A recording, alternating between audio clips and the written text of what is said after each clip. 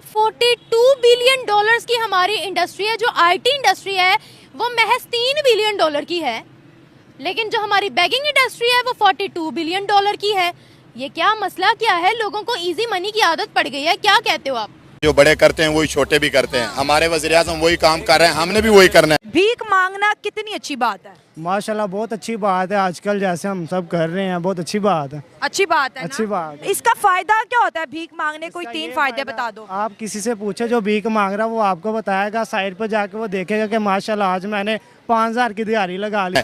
अभी मेरा भी दिल है कि ये जो तनख्वाह, ये सैलरी है, ये काम इससे ऊपर चला गया है। 12,000 बिल है, खाना, रिहाइश, बच्चों के सब कुछ करने हैं, घर बार है, उसके बाद बिजली है, सारा कुछ है। लेकिन ये काम जो है ना, अभी हमारा भी दिल कर रहा है कि हम भी मांगना शुरू कर दें। वर्ल्ड मीडिया हमें पाकिस्तान नहीं बोलता, भिकारिस्तान बोलता है, क्या कहेंगे? ये तो देखिए, हमें अपना इमेज खुद बनाना है।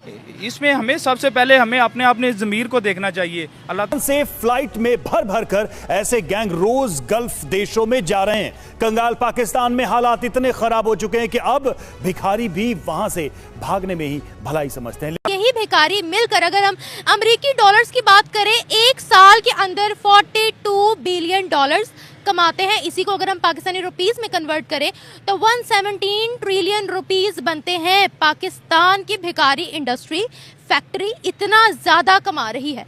अब इसके पास ये पॉलिश करने वाला ब्रश है, इसको बाप ने मजबूरी से पकड़वाया, ये शौक से नहीं पकड़वाया। ये दूसरा इसका ब्रश देखो, शापर में ये इसने पॉलिश पकड़ी हुई है। अभी ये बच्चा बड़ा होके ये सारी उम्र पॉलिश करके अपने बच्चों का मुस्तकबिल बनाएगा। पाकिस्तान हाँ बिल्कुल इसी तरह है, लेकिन ये गलत है। लेकिन हुकूमत कर सकती है, हुकूमत इन्हें कंट्रोल करे। दूसरे मुल्कों में नहीं देखा आपने कि हुकूमत किस तरह कंट्रोल करिए? हमारे मुल्क से एक भिखारी नहीं संभाले जा रहे तो फिर बाकी क्या संभालेंगे? क्योंकि कुछ गलतियाँ भी इसमें हैं। हमारे जो लोग यहाँ से चले जाते हैं ना, वहाँ पे उनकी भी कुछ गलतियाँ हैं। वो ये कि वहाँ पे ये लोग गलत कार्यों में पड़ जाते हैं, गलत काम करते हैं, फ्रॉड करते हैं, झूठ करते हैं, चोरियाँ करते हैं।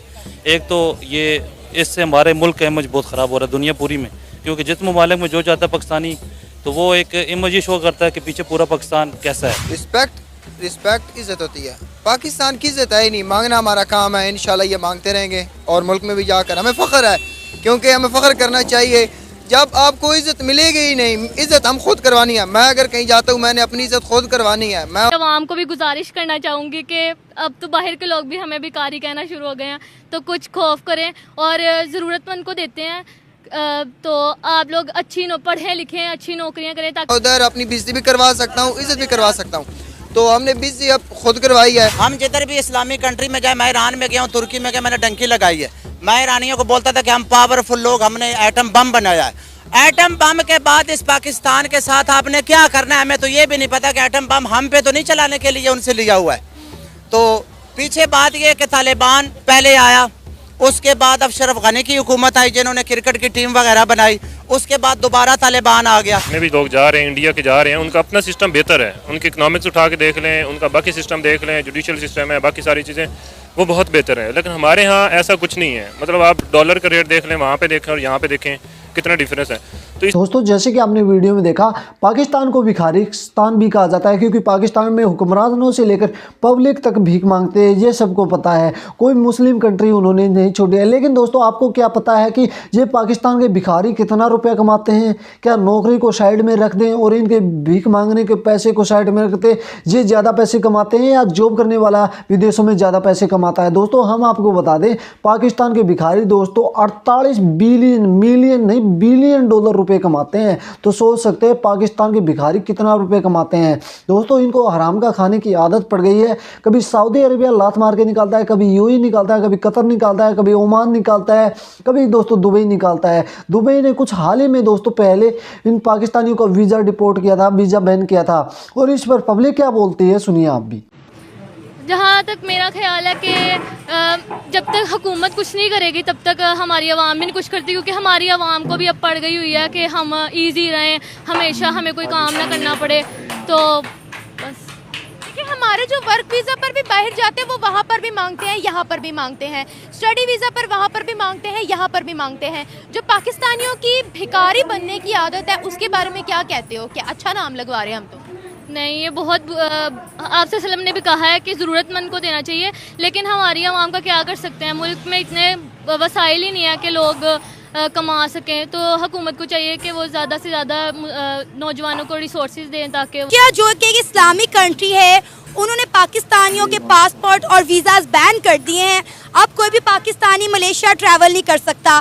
कुछ घंटों से, कुछ दिनों से सोशल मीडिया पर मलेशिया से एक वीडियो बड़ी वायरल हो रही है जिसमें देखा गया है कि एक क्वार्टर के अंदर, एक फ्लैट के अंदर मलेशिया के पुलिस एहलकारों ने, उनकी सिक्योरिटी ने छापे मारे और वहाँ से कई पाकिस्तानियों को हिरासत में लिया जो कि वहाँ नौकरी करने गए थे, लेकिन बाद में वहाँ पे भीख मांगने लग गए। वहाँ पे क्राइम में उन्होंने पार्टिसिपेट किया और उनके पास से कई मोबाइल और नकदी भी बरामद हुई है। क्या कहेंगे, पहले हमने देखा सऊदी अरेबिया, फिर ईरान, इराक, फिर यूएई और अब मलेशिया ने पाकिस्तानियों के वीज़ाज और पासपोर्ट बैन कर दिए कि अब भी कोई भी पाकिस्तानी मलेशिया ट्रैवल नहीं कर सकता है। तो वो भी मुसलमान है ना, मलेशिया मुल्क में मुसलमान है ना।